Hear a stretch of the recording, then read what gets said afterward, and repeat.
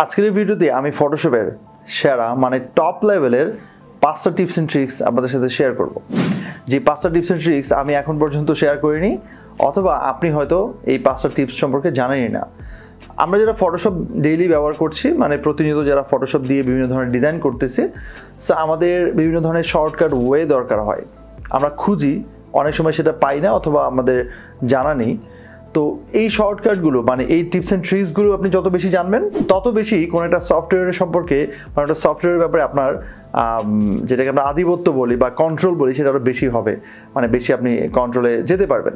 তো এই বিষয়টা আসলে আমাদের প্রত্যেকটা ডিজাইনারদের জন্য অনেক বেশি গুরুত্বপূর্ণ। আমি এর আগে এমন টিপস অ্যান্ড ট্রিক্স নিয়ে অনেকগুলো ভিডিও বানিয়েছি ফটোশপ এবং ইলাস্ট্রেটর নিয়ে।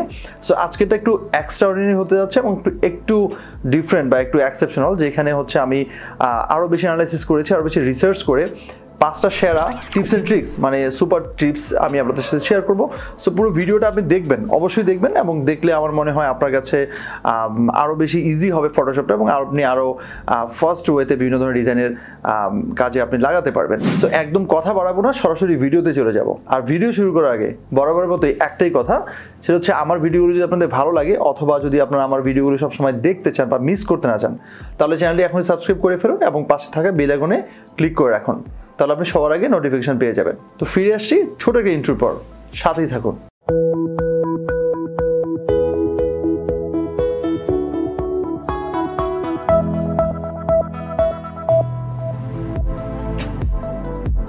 Welcome back once again. So এতক্ষণ কথা বলছিলাম যে বিষয়টা নিয়ে, সেটা হচ্ছে অ্যাডোবি ফটোশপের সেরা মানে আমার দেখা সবচেয়ে বেস্ট 5টা টিপস অ্যান্ড ট্রিক্স আজকে শেয়ার করবো, যেটা আমি এর আগে কোনো ভিডিওতে শেয়ার করি নাই, এবং প্রবলি আপনি মনে হয় বিষয়গুলো জানেন না। সো পুরো ভিডিওটা দেখতে হবে। তো আজকে প্রথম যে টিপস অ্যান্ড ট্রিক্সটা রয়েছে আমার হাতে, সেটা হচ্ছে ফন্টকে আসলে ফেভারিট লিস্টে রাখা। এটা খুবই ইন্টারেস্টিং এবং খুব গুরুত্বপূর্ণ একটা ফিচার আমি বলবো। সেটা হচ্ছে আপনি ধরেন কোনো একটা ব্যানার ডিজাইন করছেন বা কোনো একটা পোস্টার বা কোনো একটা কাজের জন্য আপনি কিছু ফন্ট সবসময় ব্যবহার করে থাকেন, বা আপনার ডিজাইনের ক্ষেত্রে সবসময় কিছু ফন্ট আপনি ঘুরে ফিরে সবচেয়ে বেশি ব্যবহার করেন। যেমনটা আমি আমার বিভিন্ন ধরনের থাম্বনেল ডিজাইন ইউটিউবের জন্য অথবা অন্যান্য কাজের জন্য ব্যবহার করে থাকি। সো ধরুন আমি অনেক সময় আমার অনেকগুলো ফন্ট আছে, যেমন কয়েকশো ফন্ট আমার কাছে কালেকশানে রয়েছে, বা অনেকের কাছে কয়েক হাজার, অ্যাকচুয়ালি কয়েক হাজার থাকে না, মানে তার চেয়ে বেশি ফন্ট থাকতে পারে। সো এতগুলো ফন্ট থেকে অনেক সময় আমরা ফন্টের নাম খুঁজে পাই না। যেমন ধরুন আমি এই ফন্টটা চেঞ্জ করবো, তো আমি এখানে যদি টেক্সটে যাই, দেন হচ্ছে এখানে আমাকে লিখতে হচ্ছে, বা এত ফন্টের মধ্যে আসলে আমি কোনটা খুঁজে বের করবো, নাম মনে থাকে না, অনেক সময় টাইপিং মিস্টেকের কারণে প্রপার নামটা আমাদের আসে না। এটা বেশ ঝামেলায় আমাদের কিন্তু ফেলে দেয়। তো এটার মুক্তির উপায় কি? আসলে আপনি কমন কিছু ফন্ট চাইলে একটা লিস্ট করে রাখতে পারেন, যেটাকে আসলে ফেভারিট লিস্ট বলে। এটা নট অনলি ফটোশপ, আপনি ইলাস্ট্রেটর একইভাবে করতে পারেন। আমি প্রসেসটা দেখাচ্ছি।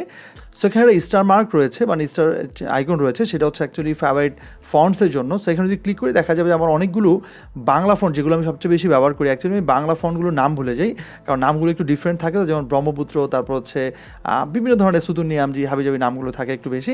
এই নামগুলো আমি ভুলে যাই এবং আমার অনেক সময় টাইম নষ্ট হয়ে যায় ফন্টগুলো খুঁজে বের করতে।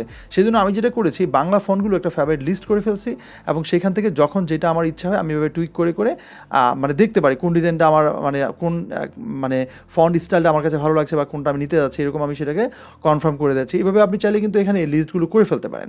সো কী করে করবেন আমি সেটা দেখাই। নর্মালি আমি যদি এখানে আবার ক্লিক করি, তাহলে এটা ফেভারিট লিস্ট থেকে আমি ব্যাকে চলে যাচ্ছি। এবার এখান থেকে ধরুন আপনার এই ফন্ট আপনার ইচ্ছা হয়েছে, এটা আপনি রাখবেন, কিন্তু এটা ফেভারিট লিস্টে আমি রাখি নাই। এই বাম পাশে দেখেন প্রত্যেকটা ফন্টের পাশে একটা করে চিহ্ন থাকে স্টার মার্কের, সেখানে ক্লিক করে দিলে এটা আপনার ফেভারিট লিস্টে চলে যাবে। এখন দেখবেন আপনি যদি এখানে যান, দেখবেন এখানে এই যে উপরে এই ফন্টটা কিন্তু এখানে চলে আসছে। আপনি যদি এটাকে বাদ দিতে চান, আবার এখানে স্টার মার্কে ক্লিক করলে এটা আবার এখান থেকে বাদ হয়ে যাবে, মানে এখানে দেখেন আবার নর্মাল ফন্টের যে লিস্ট থাকে সেখানে চলে আসছে। সো এটা খুবই ইন্টারেস্টিং এবং খুব টাইম আসলে আপনাকে বাঁচিয়ে দিবে। আপনি যদি ফটোশপ বা ইলাস্ট্রেটরে আপনার কমন কিছু ফন্ট বাংলা এবং ইংলিশ আপনি যদি এখানে ফেভারিট লিস্টে রেখে দেন, তাহলে যখন খুশি যে কোনো ডিজাইনের ক্ষেত্রে কিন্তু আপনি এই ফন্টগুলো ইজিলি আপনি ফেভারিট লিস্ট থেকে খুঁজে বের করে আপনি ব্যবহার করে ফেলতে পারেন। আজকের সেকেন্ড যে টিপসটা, সেটা আরও বেশি ইন্টারেস্টিং। সেটা হচ্ছে আপনি কি একটু খেয়াল করে দেখেছেন কখনো যে আপনার ফটোশপটা এইভাবে মুভ করা যায় কিনা, মানে ফটোশপের যেই আর্টবোর্ডটা বা যেই পেজটা নিয়েছেন, যেটাই নিয়েছেন, যে ক্যানভাসটা, সেটা কীভাবে মুভ করা যায়। আপনি যদি মুভ করতে চান, তাহলে আপনাকে এরকম করে জুম করে তখন আপনাকে কিন্তু হ্যান্ড টুল ইউজ করতে হয়। বাট আপনি যদি এটাকে এরকম জুম যদি কম থাকে বা ছোটো থাকে, তখন কিন্তু আপনি এটাকে এভাবে মুভ করতে পারেন না। সো এই মুভিংটা বা এই স্ক্রলিং সিস্টেমটা হরিজন্টাল ভার্টিক্যালি, এটা কিন্তু আমরা নর্মালি ফটোশপে করতে পারি না। আমরা XD অথবা অ্যাডোবি ইলাস্ট্রেটর রাস্টারে করতে পারি। সো ফটোশপে যদি আপনি এটা করতে চান তখন কিন্তু আপনার জন্য একটা সুযোগ রয়েছে। যেমন ধরেন আমরা অনেক সময় কোনো ডিজাইনের কোনো একটা বিশেষ পার্টকে আমরা আসলে আমাদের ফ্রন্ট ভিউ সাইডে নিয়ে আসতে চাই, যেমন ধরেন এখানে কাছে এনে একটা জায়গাতে আমরা এখানে কোনো এডিট করতে চাই, এটা আমরা কিন্তু নর্মালি করতে পারি না, এটা আমাদের বেশ সমস্যায় ফেলে দেয়। সো আপনি যদি এই স্ক্রলটা করতে চান, যেটাকে ওভার স্ক্রোলিং বলে, তো সেটা করার জন্য সেটা হচ্ছে আপনি যাবেন হচ্ছে এখানে এডিটে, অ্যান্ড দেন নিচে হচ্ছে প্রেফারেন্সেস, তারপর যাবেন হচ্ছে টুলসে। সো টুলসে যাওয়ার পর এখানে দেখবেন যে ওভার স্ক্রোল নামে একটা অপশন রয়েছে।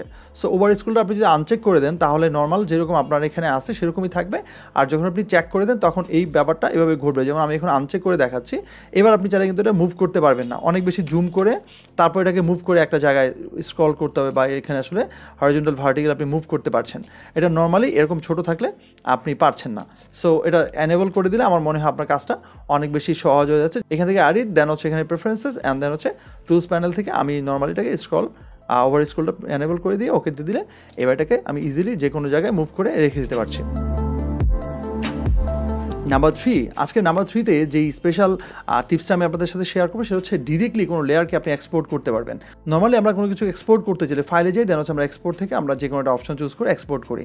বাট যদি আমরা কোনো স্পেসিফিক কোনো লেয়ারকে বা কোনো ফন্টকে বা যে কোনো কিছুকে যদি আমরা এখানে এক্সপোর্ট করতে চাই খুব সহজে, সেটা আমরা কীভাবে করতে পারি? এটার জন্য খুব ইজি একটা ওয়ে হচ্ছে, ধরুন আমি আমার এই ছবিটাকে এক্সপোর্ট করতে চাই। সো এই ছবিটাকে আমি প্রথমে সিলেক্ট করবো, দেন ছবির সাথে মানে এই লেয়ারের সাথে যতগুলো স্টাইল রয়েছে সবগুলো একসাথে আমার এখানে সেভ হবে। আমি চাইলে এটাকে আবার স্টকটাকে অফ করে দিতে পারি। যদি চাই যে আমার এখানে আউটলাইনটা বা স্টকটা আমার এখানে থাকবে না, তাহলে এটা আমি বাদ দিয়ে এবার আমি জাস্ট এখানে রাইট বাটন প্রেস করে আমার এখানে অপশন রয়েছে কুইক এক্সপোর্ট অ্যাজ পিএনজি, এটাতে প্রেস করে দিলেই এটা দেখেন আমার এখানে একটা অপশন চাইবে, দেন হচ্ছে আমি লোকেশন দিয়ে দিলাম, দেন এখানে সেভ দিয়ে দিলে এটা এখানে সেভ হয়ে গেছে। সো এবার আমি আপনাদেরকে দেখাবো যে এটা কোথায় সেভ হয়েছে। আমি যদি এখানে মিনিমাইজ করে দেখাই, দেখেন এই যে এখানে আমার এই লেয়ারটা বা ইমেজটা কিন্তু খুব সুন্দর ট্রান্সপারেন্ট লেয়ার হিসেবে কিন্তু এটা পিএনজি ফরম্যাটে সেভ হয়ে গেছে। এবার আপনি যে কোনো কিছুকে, যে কোনো লেয়ারকে খুব সহজে এক্সপোর্ট করতে পারবেন। এখন প্রশ্ন আসতে পারে যে আমরা কি আসলে শুধু পিএনজি ফরম্যাটই করতে পারবো, জেপিজি পারবো না? ইয়েস, আমরা জেপিজিতে করতে পারবো। জেপিজিতে করার জন্য আমাদের একটা ছোটো কাজ করতে হবে, সেটা হচ্ছে এডিটে যেতে হবে, অ্যান্ড দেন আবার প্রেফারেন্সে যেতে হবে, দেন হচ্ছে এখানে দেখেন এক্সপোর্ট একটা অপশন রয়েছে, সেখানে ক্লিক করার পর আপনি কুইক এক্সপোর্ট কীভাবে করবেন, এটাকে কোন ফরম্যাটে করবেন, জেপিজি, পিএনজি আর জিআইএফ, 3টা ফরম্যাট পাচ্ছেন। আমি জেপিজি দিয়ে দিলাম, দ্যাট মিনস এখানে জেপিজিতে হবে। এবার এখানে আপনি কোয়ালিটি কন্ট্রোল করতে পারেন যে কত % পর্যন্ত কোয়ালিটি থাকবে। আমরা সবসময় হাইতে দিয়ে দিব, তার মানে আমি যা রেজুলেশন যতটুকু থাকে অতটুকুই থাকবে।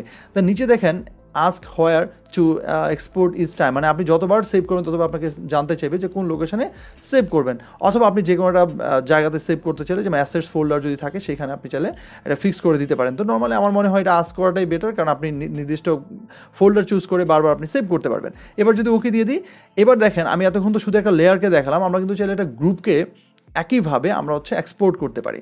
যেমন ধরেন আমার এখানে এই গ্রুপটা রয়েছে, পুরো গ্রুপটাকে এখানে অনেকগুলো লেয়ার আছে এটার ভিতরে, ঠিক আছে? এটার ভিতরে কিন্তু বেশ কিছু লেয়ার রয়েছে, সবগুলোকে মিলিয়ে যদি আমি এখানে সেভ করতে চাই তাহলে কি করব? একইভাবে গ্রুপটা এখানে রাইট বাটন ক্লিক করে আবার আমি কুইক এক্সপোর্টের জেপিজি, একটু কিন্তু পিএনজি ছিল, এবার জেপিজি ফরম্যাটে চলে আসছে। সো এখানে ওকে দিয়ে দিলে, আমরা যদি আবারও ডেস্কটপ চুজ করে দিই, দেন এখানে সেভ দিয়ে দিলে এবার দেখবো আমাদের এখানে এই তো দেখেন জেপিজি ফরম্যাটে এটা কিন্তু এখানে সেভ হয়ে গেছে। সো এটা আমার মনে হয় অনেক সহজ হয়ে যাচ্ছে। আমরা বিভিন্ন ডিজাইনের ক্ষেত্রে আমরা ছোটো ছোটো বিভিন্ন লোগো বা আইকনকে যেটা আমরা এখানে এডিট করবো, বানাবো, যেমন এই লেখাটাকে চাইলে আমরা একইভাবে সহজে এক্সপোর্ট করে ফেলতে পারছি। নাম্বার 4-এ আজকে আরও বেশি ইন্টারেস্টিং আর আরও বেশি গুরুত্বপূর্ণ একটা ফিচার রয়েছে আমার হাতে, সেটা হচ্ছে আমরা যদি কোনো কিছুকে রাস্টার থেকে ভ্যাক্টরে কনভার্ট করতে চাই।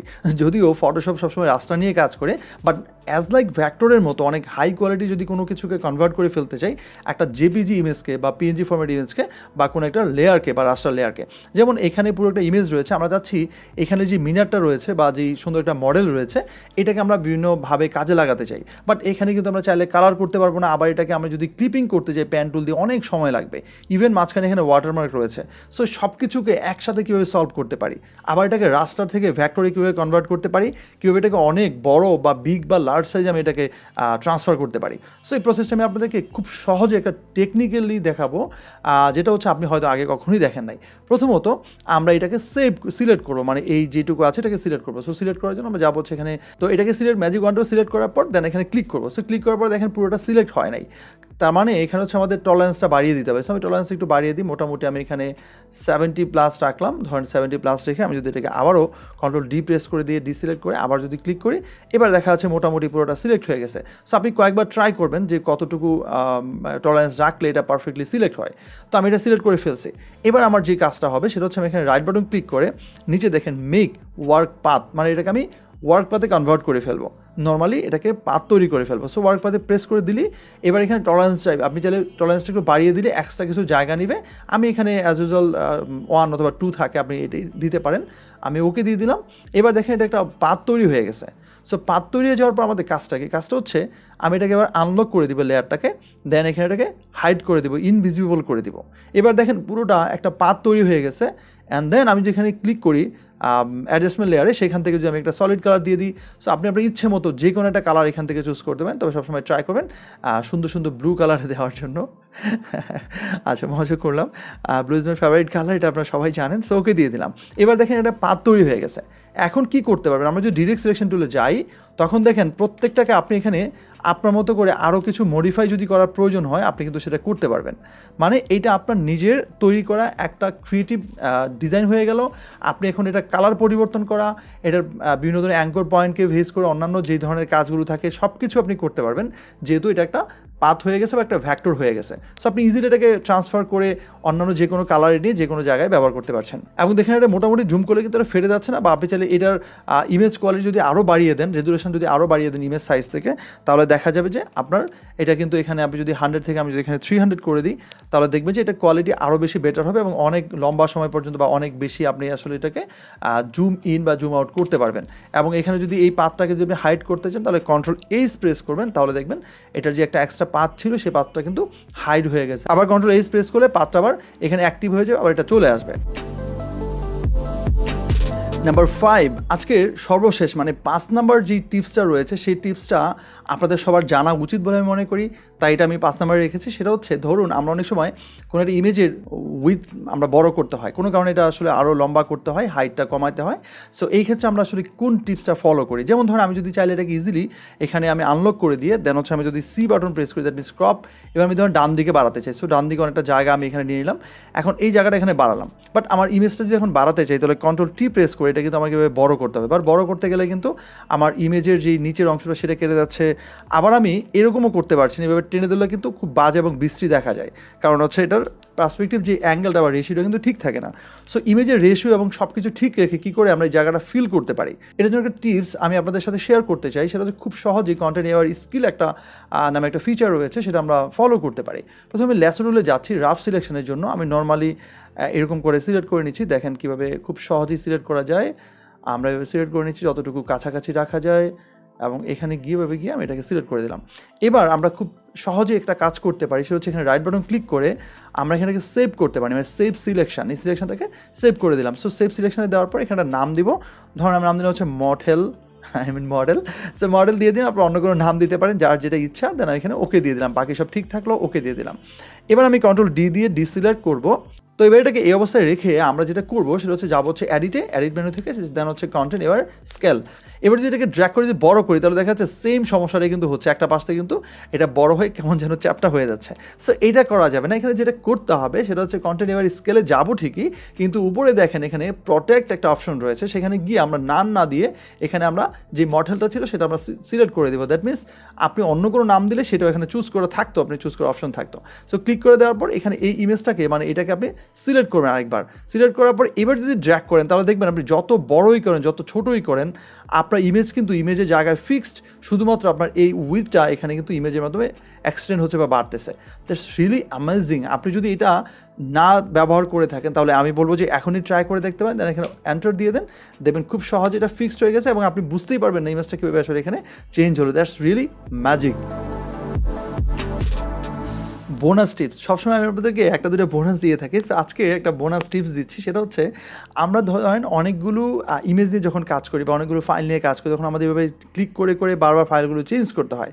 বাট আমরা যদি চাই যেটাকে কিবোর্ড কমান্ডে করবো, তাহলে খুব সহজে কিন্তু সেটা করতে পারি। সেটা হচ্ছে আমরা যদি কন্ট্রোল ট্যাব প্রেস করি, তাহলে দেখেন একটার পর একটা কিন্তু সুইচ করতেছে আমাদের স্ক্রিনগুলো। মানে হচ্ছে আমরা যেই যতগুলো আর্টবোর্ড নেবেন, যতগুলো ইমেজ নেবেন, যত কিছুই ডকুমেন্ট নেন আপনি, সবগুলোকে কন্ট্রোল ট্যাব দিয়ে আপনি হচ্ছে এটাকে সুইচ করতে পারবেন। তাহলে ব্যাকে কীভাবে আসবেন? কন্ট্রোল শিফট ট্যাব দিলে হচ্ছে পেছনে আসবে, কন্ট্রোল ট্যাব দিলে হচ্ছে ডান দিকে একটা একটা করে এভাবে সুইচ হতে থাকবে। তাহলে আপনার কাজটা কিন্তু অনেক সহজ হয়ে যাচ্ছে। আপনি খুব শর্ট টাইমে এই সুইচ করার মাধ্যমে আপনার কাজটাকে আপনি করে ফেলতে পারছেন। আচ্ছা, আরও একটা বোনাস টিপস দিই, যেহেতু ট্যাবের কথা আসলো, আপনি যদি অনেক সময় এরকম বড় স্ক্রিন চান, ধরুন আপনি এখানে ডিজাইন করছেন এবং একটা বড় স্ক্রিন আপনার দরকার হচ্ছে কোনো কারণে, তখন আপনি যাচ্ছেন আপনার আশেপাশে এই যে মেনুগুলো রয়েছে বা এখানে যে ওয়ার্ক স্পেসগুলো রয়েছে, এটা আপনি বাদ দিতে যাচ্ছেন। যদি আপনার ল্যাপটপ হয় তাহলে খুব ছোটো স্ক্রিন হবে, তো আপনি ট্যাব প্রেস করে নর্মালি এই সবগুলো মানে ফিচার যেগুলো আছে, টুলস অথবা অন্যান্য সব কিছু কিন্তু এখান থেকে ভ্যানিশ হয়ে যাবে, আবার ট্যাব দিলে ফিরে আসবে। ধরুন আপনি একটা ব্রাশ নিয়ে কাজ করতেছেন, তো আপনি এখানে ব্রাশ নিয়ে কাজ করতে পারতেছেন, আবার ট্যাব দিলেন, অন্য একটা টুল ফিরে নিয়ে আসলেন। এখন আপনি যদি চান যে স্যার আমি শুধুমাত্র টুল বক্সটা চাই, বাকি ফিচারগুলো চাই না, এগুলো অফ হয়ে যাক, তাহলে আপনি যেটা করবেন সেটা হচ্ছে শিফট এবং ট্যাব প্রেস করবেন। তাহলে ডান দিকে যত ওয়ার্ক স্পেস রয়েছে সব কিছু এখান থেকে হাইড হয়ে যাবে, শুধুমাত্র টুলস প্যানেলটা থাকবে এবং আপনি বড় একটা স্ক্রিন পেয়ে যাচ্ছেন। তো এই ছিল আজকের ভিডিও। আশা করি ভিডিওটি আপনাদের ভালো লেগেছে। যদি ভালো লেগে থাকে তাহলে অবশ্যই ভিডিওটি সবার সাথে শেয়ার করবেন, কারণ এই ধরনের টিপস অ্যান্ড ট্রিক্সগুলো আমাদের সবার জানার প্রয়োজন, যারা আমরা গ্রাফিক ডিজাইন নিয়ে কাজ শুরু করেছি অথবা যারা ডেইলি ফটোশপ ব্যবহার করছি। আর এই ভিডিও নিয়ে কোনো মন্তব্য থাকলে, কিছু বলার থাকলে, কিছু জানার থাকলে সেটা কমেন্ট বক্সে লিখে জানান। আমি সবসময় আপনাদের কমেন্টগুলো পড়ি এবং রিপ্লাই দেওয়ার চেষ্টা করি।